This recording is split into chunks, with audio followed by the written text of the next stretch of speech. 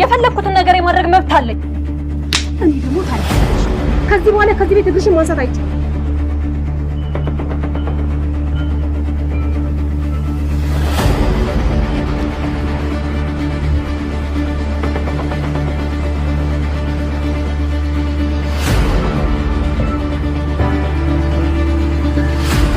እንደዚህ አይነት ቀልዳለ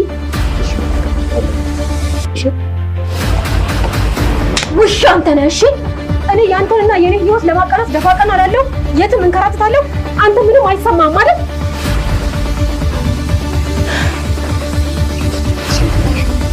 ከዚህ በኋላ አይደለም እሺ ማንሳት አንድ ቃል ካብሽ ቢወጣ የሚፈጠረው ነገር አትገምቱ።